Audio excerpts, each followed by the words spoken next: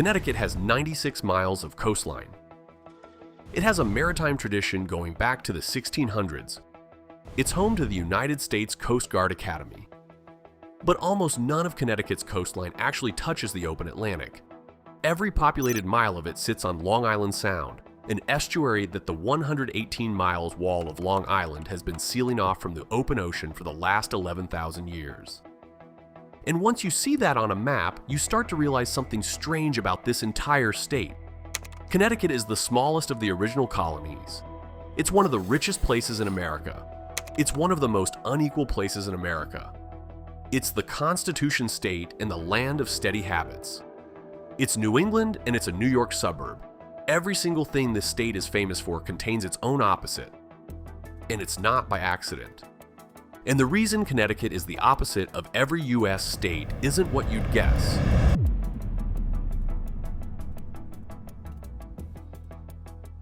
If Connecticut's coastline can lie to you about what it touches, what else does it lie about? Start with the size. Connecticut is the third smallest state in the country by area. It is also the fourth most densely populated.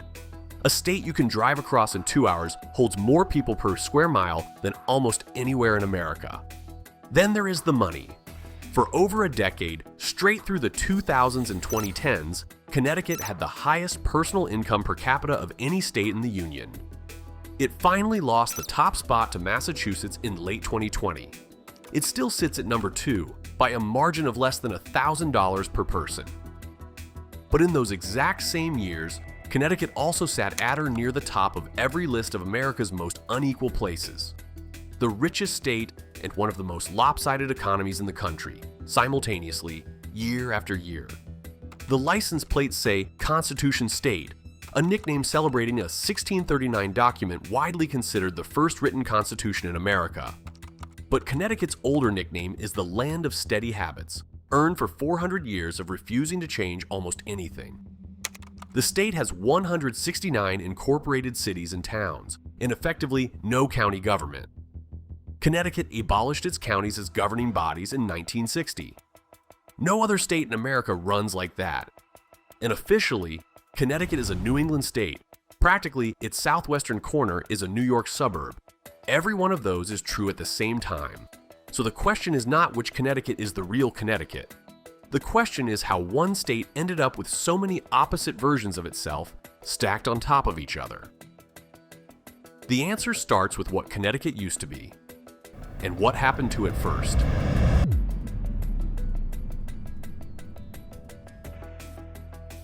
To understand why Connecticut contradicts itself today, you have to understand what made it. And almost no one outside New England remembers what that was. In the late 1790s, in a small workshop in New Haven, a young inventor named Eli Whitney accepted a US Army contract to produce 10,000 muskets. He missed the deadline by years, but in the process, he proved something that would matter more than the muskets themselves. He proved that you could build complex machinery out of standardized interchangeable parts, that a trigger from one rifle could fit into another, that a barrel from one factory could replace a barrel in the field. That single principle is the foundation of modern manufacturing, and it was first demonstrated at scale on a factory floor in Connecticut. What followed was unprecedented. Samuel Colt opened his revolver works in Hartford in the 1850s. Oliver Winchester built rifles in New Haven. For a stretch of the 19th and early 20th centuries, the small arms capital of the world was a 30-mile triangle in central Connecticut. And the small arms industry was only one floor of the building. Bristol made brass. Waterbury made buttons and clocks. Ansonia made clocks too. Naugatuck made rubber. New Britain made hardware. A state roughly the size of 2 Yellowstone national parks was out-manufacturing whole regions of the country 10 times its size. Connecticut didn't industrialize America. Connecticut industrialized America before America knew what industrialization was. But that head start was a trap. When American manufacturing started leaving in the second half of the 20th century, Connecticut got hit first too. The mills in Waterbury closed. The arms plants in Hartford and Bridgeport shrank or shuttered. Bridgeport, once the state's third biggest manufacturing center, lost roughly half its industrial jobs in a single generation. The brass towns went quiet. The brick factories along the eastern rivers turned into empty shells. Whole neighborhoods that had been built around a single mill suddenly had no reason to exist. You cannot be the first to fall if you weren't the first to rise.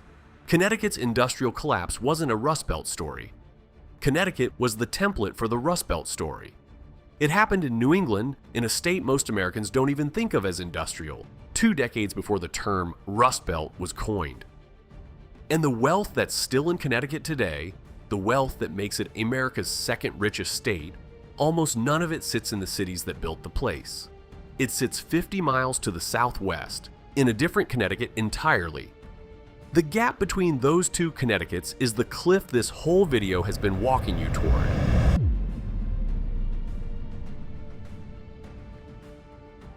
If you want to see Connecticut's inversion in real time, you don't need a map. You need a car and 90 minutes. Start at the New York state line in Greenwich. Median home values in Greenwich's better neighborhoods clear $2 million without much effort. Backyards are larger than Manhattan apartments. Hedge funds operate out of low-slung office parks tucked behind stone walls and old hedgerows. The cars and driveways are not the cars you see on most American streets. Drive 20 minutes northeast and you hit Stamford. Glass towers along the highway. Bloomberg has offices here. So does Charter Communications. So does Synchrony Financial. Stamford is the Manhattan that didn't fit on Manhattan, the spillover wealth of one of the richest cities on earth, parked just over the state line. Keep driving, 10 more minutes, you're now in Bridgeport. Stamford is half an hour behind you, and Bridgeport, by several measures, is among the poorest large cities in New England. Boarded storefronts, empty industrial lots where the Whitney-era arms factories used to stand.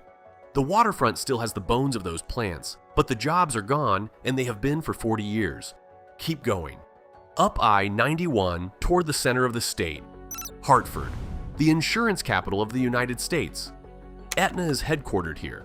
So is the Hartford. So is Travelers. So is Cigna.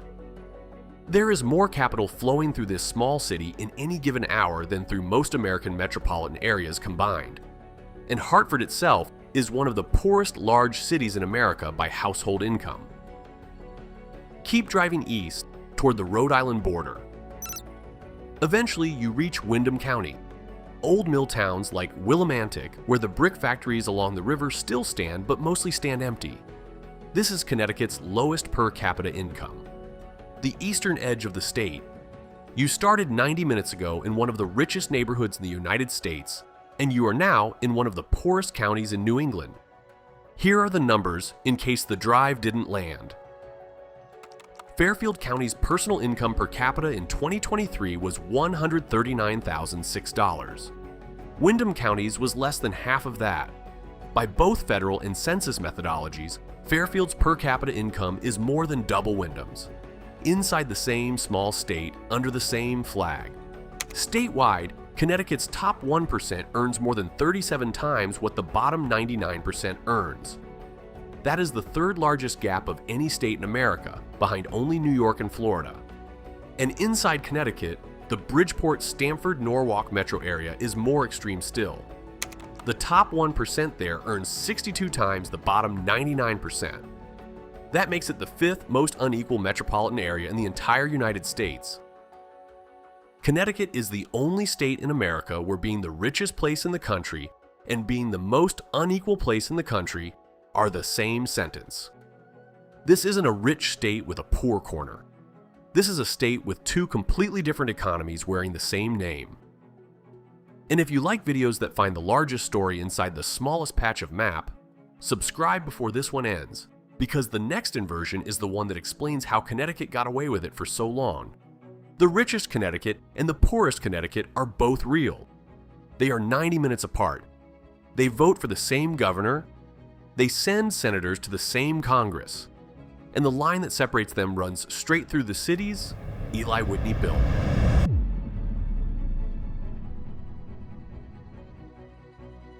The inequality didn't appear in a vacuum. It was built inside a political culture that has been allergic to change for almost 4 centuries. January 14th, 1639. 3 river towns, Windsor, Wethersfield, and Hartford, adopted a document called the Fundamental Orders. The orders are widely considered the first written constitution in America. They made no reference to the British Crown. They claimed authority directly from the consent of the governed. They limited the powers of the governor. They set term limits in 1639.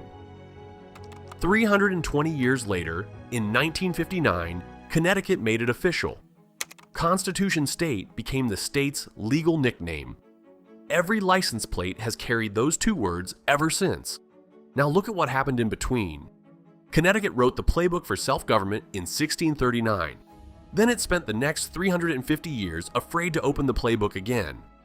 The state's other nickname, the one Connecticut had before Constitution State, was the Land of Steady Habits.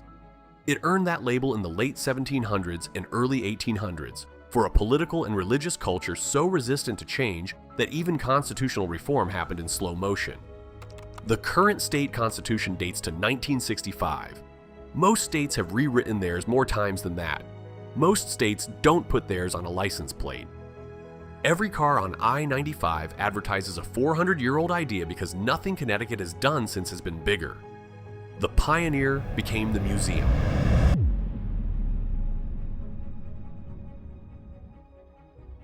So far, we've found a state that's first and last at the same time, rich and poor at the same time, a pioneer and a fossil at the same time. But there's one more inversion, and this one is the reason a lot of people from Connecticut can't actually agree on what Connecticut is. Officially, Connecticut is a New England state, one of the original 6. Geographically, Connecticut's southwestern corner, Greenwich, Darien, New Canaan, Stamford, Westport, is not really New England in any practical sense. It is New York's overflow tank. Here are the numbers. Metro North's New Haven line carries roughly 32 million passengers a year between Connecticut and Manhattan. About 82,000 of those rides happen every weekday morning and evening. Greenwich to Grand Central is 45 minutes door to door. The town of Greenwich, Connecticut is closer in commute time to Times Square than the Bronx is to JFK Airport. And here's the kicker. Hartford is not on Metro North. The state capital, Connecticut's political and insurance center, isn't even plugged into the rail system that defines daily life in the state's wealthiest county. The two halves of Connecticut don't just have different economies. They have different transportation networks, oriented toward different cities, in different states, with different cultures.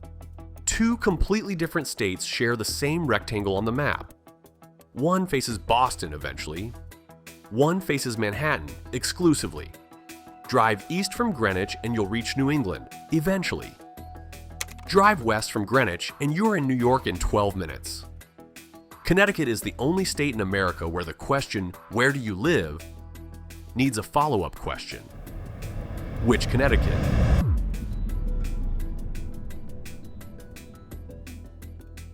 Step back from all of it.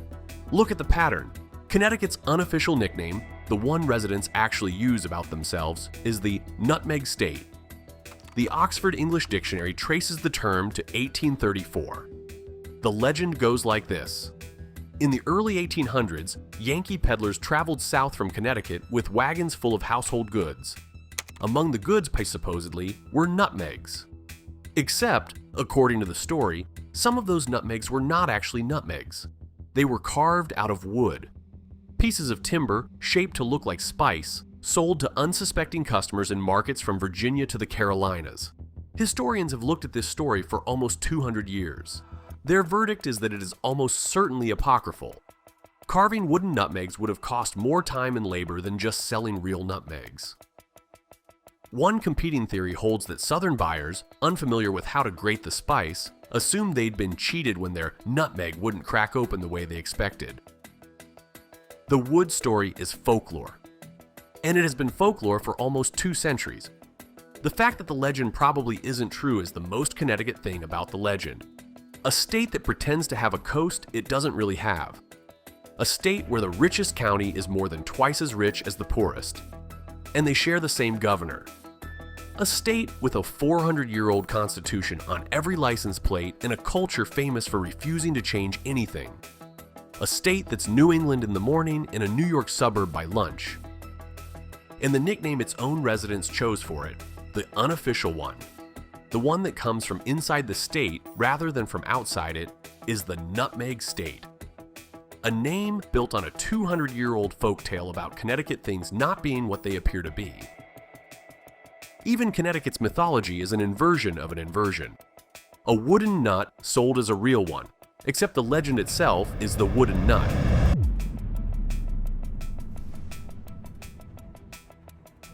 This is not just a quirky small state story. Hyper-concentrated nodes of extreme prosperity. A handful of zip codes pulling away from everything around them. The cities that built a region getting hollowed out while their suburbs get richer. Political institutions designed for a country that no longer exists, still being defended by the people who benefit most from them not changing. That's the Bay Area. That's Metro Boston. That's parts of Metro Seattle. That's increasingly the New York metropolitan area itself. Connecticut just got there first. The smallest of the original colonies, the state that industrialized America before America knew it was industrializing. The state that wrote America's first constitution. The state where the Rust Belt template came true 2 decades before anyone coined the phrase, is also the state where the post-industrial wealth concentration future arrived earliest. Connecticut isn't an exception to where America's going. Connecticut is a preview.